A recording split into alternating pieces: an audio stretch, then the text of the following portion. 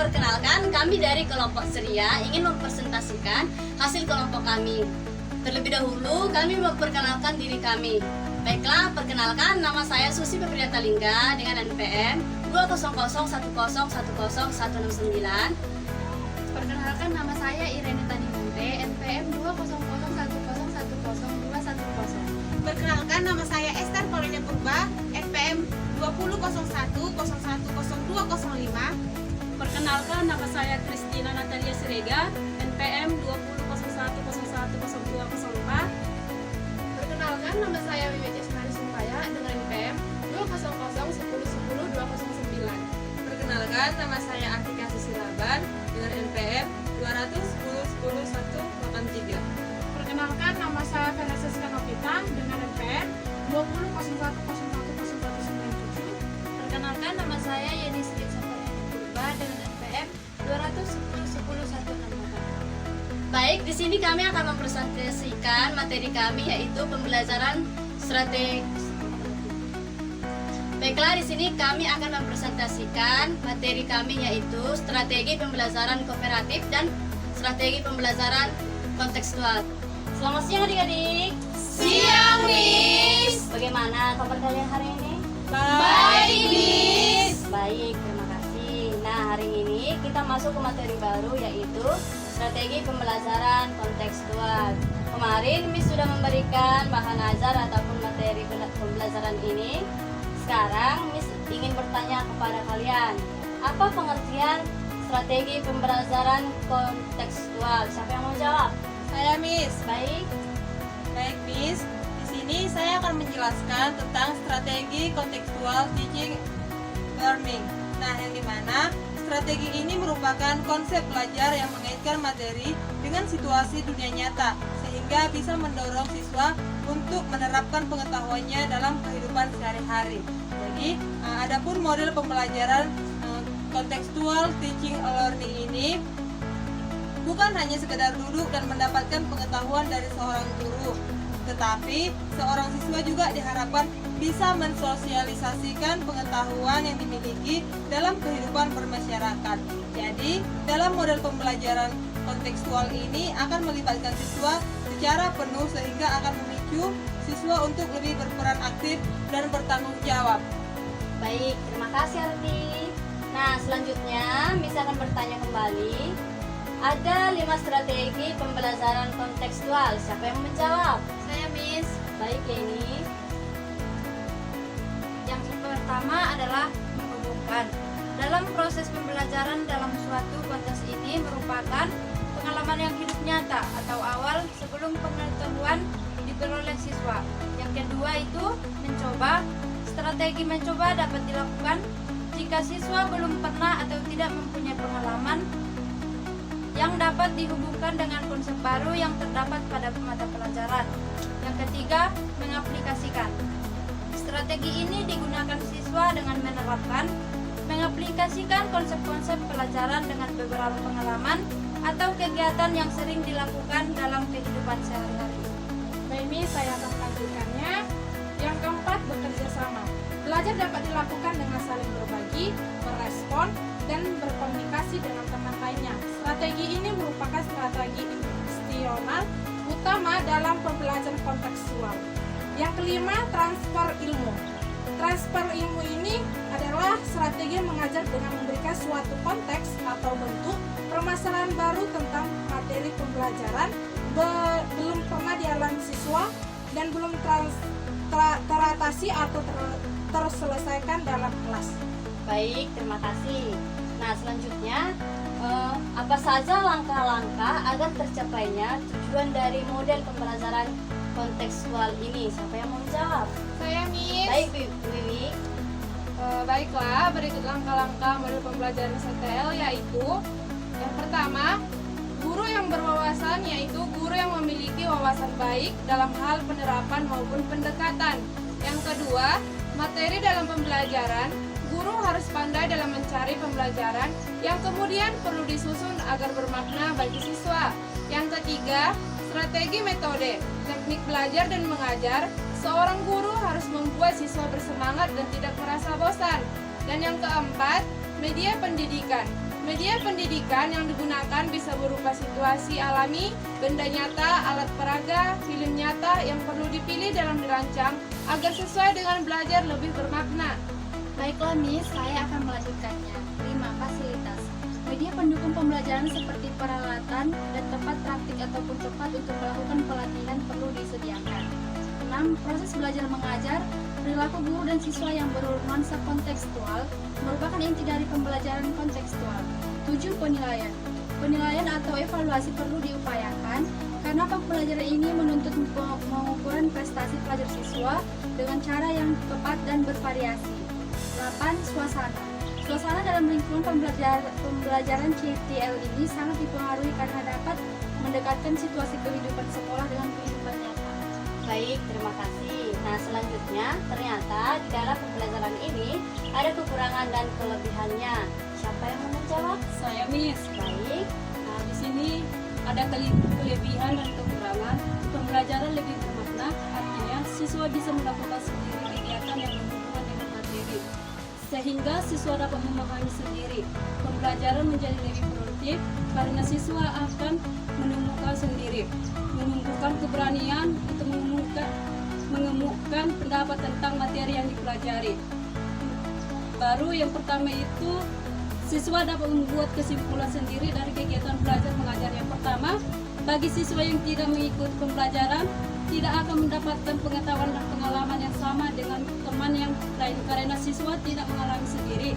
Yang kedua, perasaan khawatir pada anggota kelompok akan hilangnya karakteristik siswa karena harus menyesuaikan dengan kelompoknya. Yang ketiga, banyak siswa yang tidak senang bekerja sama karena siswa yang tekun merasa harus bekerja lebih keras dari siswa yang lain dalam kelompoknya. Dari penjelasan di atas, maka seorang guru akan menerapkan model pembelajaran CTL harus memperhatikan keadaan siswa dalam kelas. Selain itu, seorang guru harus bisa membagi kelompok dengan adil sehingga siswa yang pandai dan bisa membantu siswa yang kekurangan. baik. Terima kasih. Nah, selanjutnya, mengapa sih strategi pembelajaran kontekstual ini diperlukan? Saya Miss akan menjawab. Baik, Strategi pembelajaran CTL ini sangat diperlukan karena ada beberapa tujuan yang akan membantu siswa untuk memahami materi dan bisa menerapkannya dalam kehidupan sehari-hari. Selain itu, model pembelajaran CTL ini tidak akan membuat siswa merasa bosan karena akan melibatkan siswa secara penuh. Nah, ada beberapa tujuan strategi pembelajaran CTL, yaitu yang pertama, model pembelajaran CTL ini bertujuan untuk memotivasi siswa dan memahami materi yang disampaikan dengan mengaitkan materi dengan konteks kehidupan mereka sehari-hari sehingga siswa memiliki pengetahuan dan keterampilan yang dapat diterapkan dalam permasalahan sehari-hari. Yang kedua, model pembelajaran CTL ini bertujuan untuk mengajarkan bahwa dalam belajar itu tidak hanya sekedar menghafal tetapi perlu adanya pemahaman. Yang ketiga, model pembelajaran ini menekankan kepada siswa pada perkembangan minat pengalaman. Yang keempat, model pembelajaran CTL ini bertujuan untuk melatih siswa berpikir kritis dan kreatif dalam proses pengetahuan agar dapat menemukan atau menciptakan sesuatu yang bermanfaat bagi orang lain. Yang kelima, model pembelajaran CTL bertujuan agar pembelajaran lebih produktif dan bermakna. baik, bagus. Terima kasih, Esther. Baik, terima kasih atas respon kalian.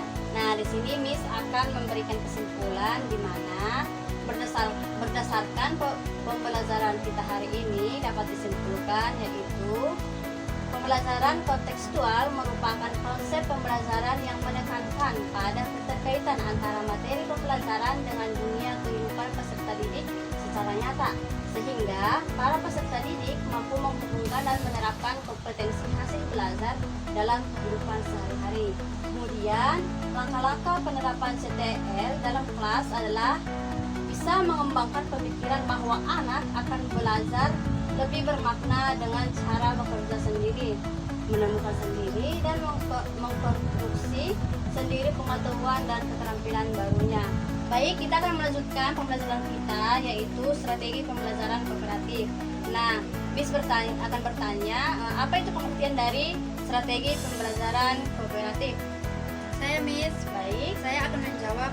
Pembelajaran cooperative learning adalah model pembelajaran yang mengembangkan kerjasama untuk mencapai tujuan pembelajaran. Pembelajaran kooperatif juga bentuk pembelajaran dengan cara siswa belajar dan bekerja sama dengan kelompok-kelompok kecil secara kolaboratif yang anggotanya 4-6 orang. Pada hakikatnya, pembelajaran kooperatif sama dengan kerja kelompok. Baik, bagus. Nah, selanjutnya ternyata ada prinsip dalam pembelajaran kooperatif ini. Yo, siapa yang mau jawab? Saya Miss. Baik. Baiklah, di sini saya akan menjelaskan prinsip pembelajaran kooperatif learning. Adapun prinsipnya yang pertama itu prinsip ketergantungan positif atau positif interdependensi. Di mana dalam pembelajaran kelompok keberhasilan suatu penyelesaian tugas sangat tergantung kepada usaha yang dilakukan setiap anggota kelompok. Dan kedua itu tanggung jawab perseorangan. Prinsip ini merupakan konsekuensi dari prinsip yang pertama. Jadi, prinsip yang kedua itu adanya interaksi tatap muka, di mana pembelajaran kooperatif memberikan ruang dan kesempatan yang luas kepada setiap anggota kelompok untuk bertatap muka. Nah, prinsip yang keempat itu partisipasi dan komunikasi. Pembelajaran kooperatif ini melatih siswa untuk dapat mampu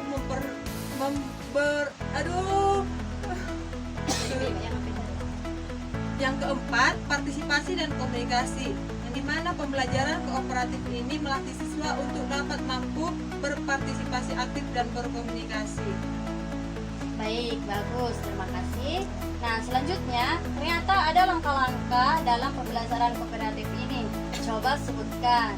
Ayo, siapa yang mau jawab? Saya Miss. Baik. Adapun langkah-langkah pembelajaran kooperatif learning yaitu pembelajaran dimulai dengan guru menyampaikan tujuan pembelajaran dan memotivasi siswa untuk belajar. Hal ini penting dilakukan karena peserta didik harus memahami dengan jelas dan aturan dalam pembelajaran. Langkah ini digunakan menyampaikan informasi dan bahan bacaan. Selanjutnya, siswa dikelompokkan dalam tim-tim belajar. Tahapan ini diikuti bimbingan pada saat siswa bekerja sama untuk menyelesaikan tugas bersama. Langkah terakhir, pembelajaran kooperatif adalah meliputi presentasi hasil kerja kelompok atau evaluasi tentang apa yang mereka pelajari dan memberikan penghargaan terhadap usaha-usaha kelompok maupun individu. Untuk lebih jelas berkaitan dengan langkah-langkah dalam pembelajaran kooperatif adalah sebagai dalam tabel berikut, yaitu fase tingkah laku guru, menyampaikan tujuan dan memotivasi siswa. Yang kedua, menyajikan informasi. Yang ketiga, mengorganisasikan siswa ke dalam kelompok kooperatif. Baik, Miss, saya akan melanjutkannya. 4. Membimbing kelompok bekerja dan belajar. Guru membimbing kelompok-kelompok belajar pada saat mereka mengerjakan tugas mereka. 5. Evaluasi. Guru mengevaluasi hasil belajar tentang materi yang telah dipelajari atau masing-masing kelompok mempresentasikan hasil kerjanya. 6. Memberikan penghargaan. Guru mencari cara untuk menghargai baik upaya maupun hasil belajar individu dan kelompok. Baik, terima kasih. Nah, selanjutnya ada 4 model pembelajaran kooperatif. Coba sebutkan. Ayo. Saya Miss. Baik. Saya akan menjawabnya. Model pembelajaran kooperatif learning. 1. Student Team Achievement Division Abstract. Tipe ini merupakan salah satu tipe kooperatif yang menekankan pada adanya aktivitas dan interaksi di antara siswa untuk saling memotivasi dan saling membantu dalam menguasai materi pembelajaran guna mencapai prestasi yang maksimal. Yang 2, Jigsaw. Pembelajaran kooperatif Jigsaw merupakan salah satu tipe pembelajaran kooperatif yang mendorong siswa aktif dan saling membantu dalam menguasai materi pembelajaran untuk mencapai prestasi yang maksimal. Yang ketiga, Group Evaluation. Evaluation kelompok mungkin merupakan model pembelajaran kooperatif yang paling kompleks dan paling sulit untuk diterapkan. Yang keempat, Redaction Trio Extend. Model ini di dalamnya membentuk beberapa kelompok yang terdiri dari 3 orang. Kelas ditata sehingga setiap kelompok dapat melihat kelompok lainnya. Berikut berikan kepada setiap trio tersebut pertanyaan yang sama untuk didiskusikan. Yang kelima, group reaction. Model ini akan menjadikan interaksi antara siswa lebih baik. Kelas dibagi ke dalam kelompok-kelompok. Setiap kelompok terdiri dari 3 sampai 6 orang siswa. Berikan penekanan bahwa mereka adalah kelompok yang bagus, baik bakat maupun kemampuannya di kelas. Baik, bagus, terima kasih. Nah, apa sih keunggulan dan kekurangan dari pembelajaran kooperatif ini? Saya akan menjawab keunggulan dan kelemahan pembelajaran cooperative learning. Yang pertama itu keunggulan pembelajaran cooperative learning. Melalui cooperative learning, materi yang dipelajari peserta didik tidak lagi tergantung sepenuhnya pada guru, tetapi dapat menambahkan kepercayaan, kemampuan berpikir sendiri atau mandiri, menggali informasi dari berbagai sumber atau rasa ingin tahu, dan belajar dari peserta didik yang lain. Melalui cooperative learning, ide atau gagasan peserta didik dapat dikembangkan dengan kata-kata secara verbal dan membandingkan dengan ide orang lain. Melalui cooperative learning dapat membantu peserta didik untuk merespon pada orang lain dan menyadari akan segala keterbatasan serta menerima segala perbedaan atau toleransi baik dalam suatu kelompok maupun kelompok lain. Baik, bagus, terima kasih. Baik, terima kasih atas responnya. Nah, di sini bisa kami membuat ataupun memberikan kesimpulan dari pembelajaran kita hari ini, yaitu pembelajaran kooperatif adalah model pembelajaran yang mengutamakan kerjasama untuk mencapai tujuan pembelajaran. Pembelajaran kooperatif merupakan bentuk pembelajaran dengan cara siswa belajar dan bekerja dalam kelompok-kelompok kecil secara kolaboratif yang beranggotanya terdiri dari 4 sampai dengan 6 orang.